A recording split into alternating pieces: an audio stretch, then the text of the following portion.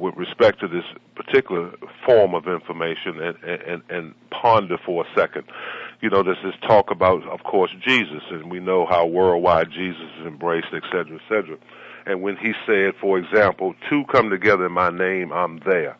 Well, this is important because, number one, that requires you to actually know his name first. You got to know his name if you're going to come together in his name.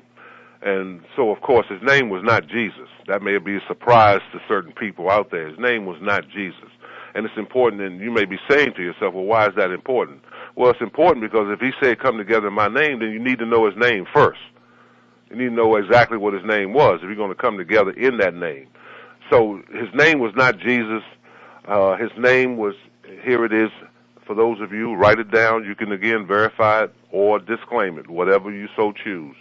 But I say again, just do the research. His name was Yeshu, Y-E-S-H-U. That has been anglicized to Yeshua or Joshua.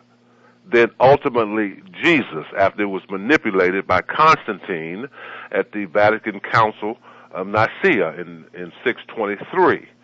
Right?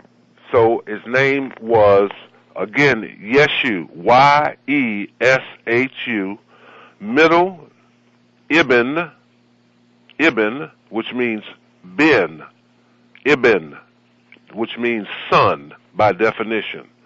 The last name, Pendera, P-E-N-D-E-R-A, Pendera. Now, Yeshu, Y-E-S-H-U. In the Kemetic language, in the Egyptian language, the word shu, S-H-U, shu, is one of the words for cat. Another word for cat in the Kemetic language is Mau, M-A-U.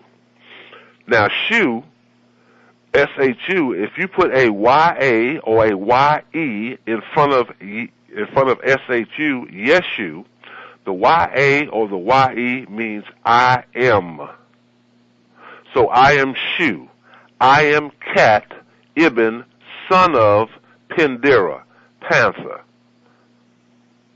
So Jesus himself's name, this is why when you take the first letter of Christ, which means anointed, and the last letter of Christ, first letter of Christ is C, the last letter of Christ is T. C, T, those are two consonants.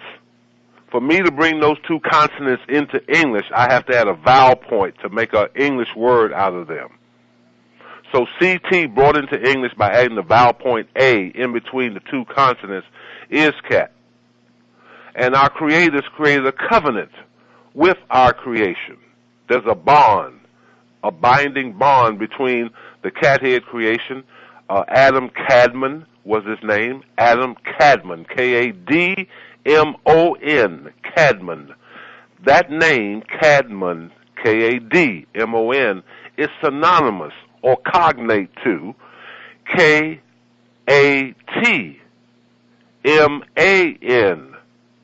Catman. D's and T's are interchangeable numbers because they both vibrate off the number 4. A D is 4 in English, A, B, C, D, 4. A T is 400 in Hebrew. That means that I can supplement a T for a D and not alter the emanation that the word ultimately projects. Mon, M-O-N, and M-A-N. It's just a manipulation of the vowels. So Cadman and Catman are the same words.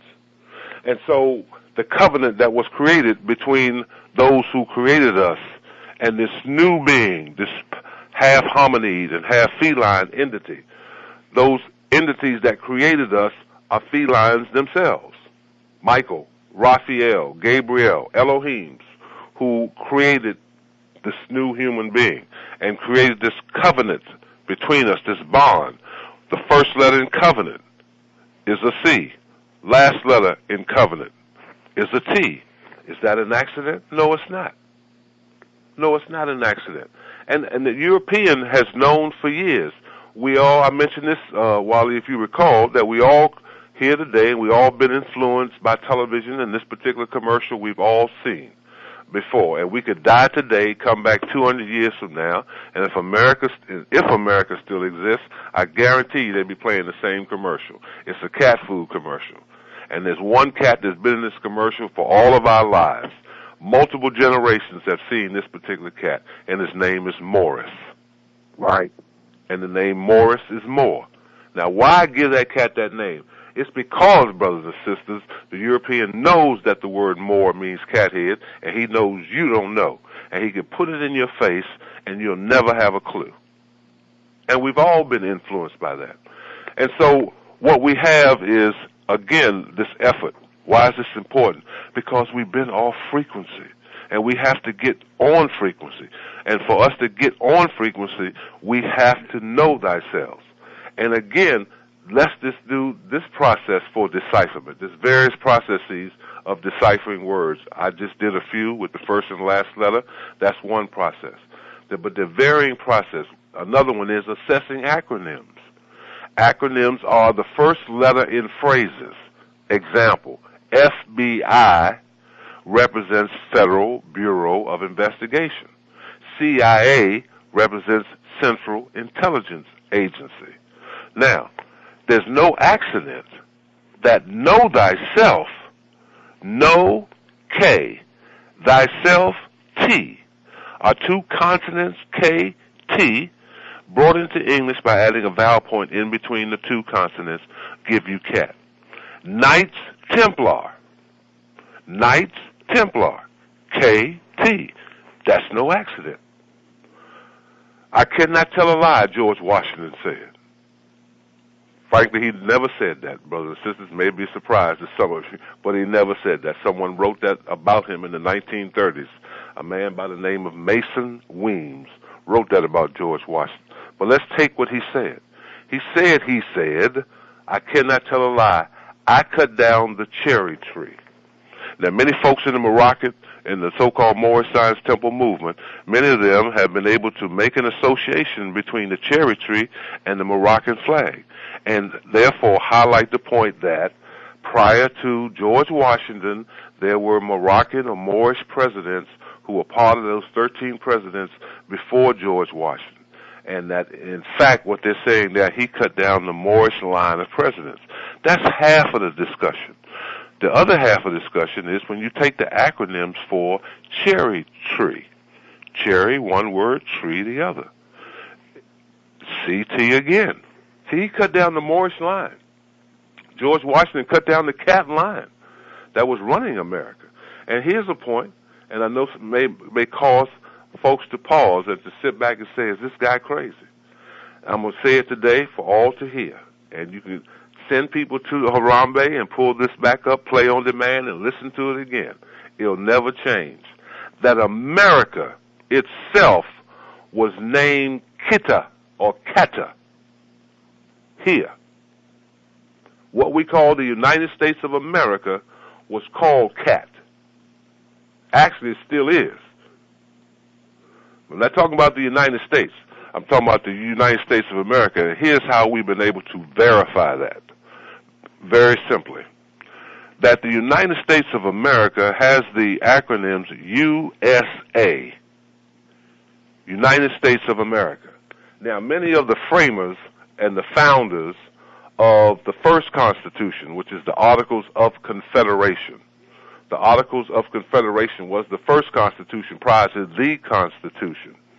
Now, many of those framers at that time were part Cherokee or Native American and part European. They were what's called amalgamated Moors or half-breeds is another term. They had English names and they had Native American names. And they were framers of the Articles of Confederation.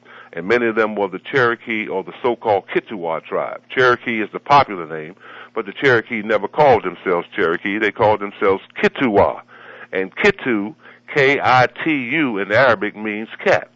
And so these framers took the Cherokee word for cat, which is Wisa, W-E-S-A, Wisa, is the Cherokee or the Kituwa word for cat in their language. And this is what they did.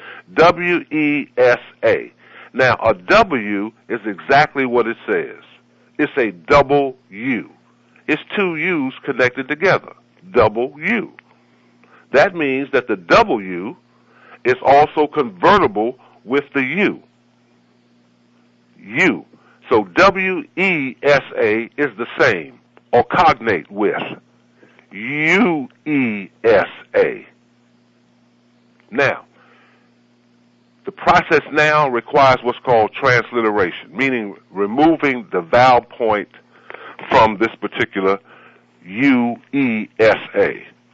U-E-S-A transliterated is U-S-A.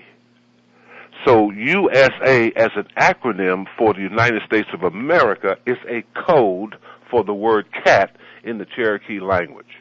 And then they further hid it again, at least they thought they were, but I thank the brothers for doing it because I think they knew that in future days, folks would come to consciousness and fully understand what they did. They created, again, the first Constitution, which was called the Articles of Confederation.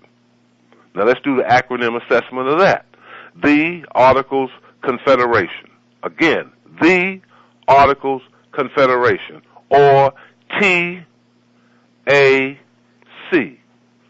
Now, you take T-A-C and read it according to tradition, meaning from right to left rather than left to right, because we read and write contrary to tradition. Most traditional languages are written and read from right to left as opposed to left to right. So T-A-C, read from right to left, it's obvious. It's C-A-T. So the Articles of Confederation is a code title for that Constitution that denotes the word cat. So this is all stuff that has been kept hidden, and it's no big deal. It's been in front of you, brothers and sisters, all your life. You're just now waking up to it. It's no accident that the so-called Catholic Church calls themselves Catholic. The word Catholic is one word given to you, but it's really two words that's been condensed to one. It is C-A-T and then H-O-L-I, the Holy Cat. Right? They've taken it for themselves, but they won't share it with you in terms of it being directly associated with your existence, who you are, what you're about as a Moorish person on this planet, the inheritor of the earth, coming from the first Moorish individual, first cat-headed individual, the Adamic race, this new spiritual individual on this planet. And I want to make that clear. Most of the books that we have, that we study scripturally to understand our origin and so forth, is discussing our origin on this planet. And we have assumed that so-called human beings don't exist on other planets. No, those books discuss our creation here. That has nothing to do, and as I cited the example of Brother Wali, the planet Mars. I don't know if I have time to go through that very quickly. You let me know.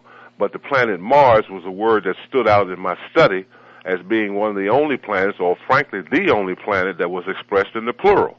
We don't say Earth. We don't say Jupiters, Saturns. Why do we say Mars as the only one? Well, the truth of the matter is the word that we now understand to be spelled M-A-R-S, Mars, was not spelled that way in the Latin language. It was spelled M-A-W-R-S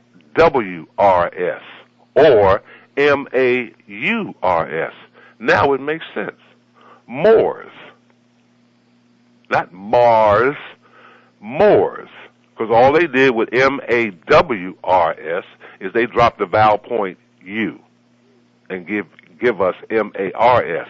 And I cite that because if I'm correct that the word Moor means cat head, then it would stand to reason that on the planet Mars, which would mean cat head, that there would be this artifact 1,500 feet high from the surface to the top of the nose, 1,500 feet high, a sculpture of a face, the face having perfect symmetry, 2 eye sockets, a mouth, teeth in the mouth, built by some intelligent race or civilization. And the study of the face on Mars indicated by mirroring each side of the face, mirroring the right side to the left and mirroring the left side to the right, and what they were able to determine, Brother Wali, that on the planet Mars, the face on Mars is half human and half lion.